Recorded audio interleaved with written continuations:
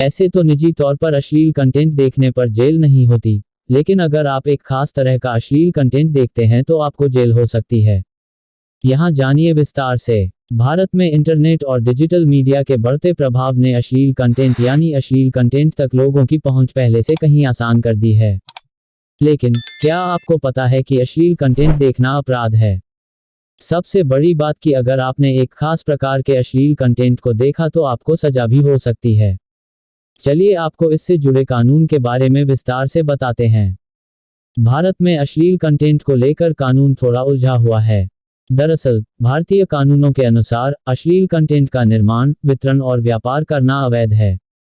लेकिन जहां तक निजी तौर पर अश्लील कंटेंट देखने का सवाल है, इसे स्पष्ट रूप से गैरकानूनी घोषित नहीं किया गया है। यानी अगर आप निजी तौर पर अश्लील कंटेंट देखते हैं तो आपको जेल नहीं हो सकती। हालांकि हर मामले में ऐसा नहीं है। कुछ मामलों में आपको निजी तौर पर अश्लील कंटेंट देखने पर भी जेल हो सकती है।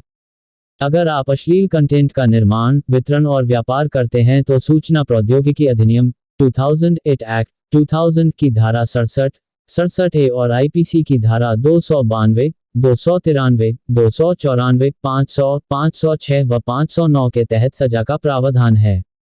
दरअसल इलेक्ट्रॉनिक माध्यमों पर अश्लील कंटेंट के प्रकाशन, प्रसारण और वितरण को लेकर सख्त नियम हैं।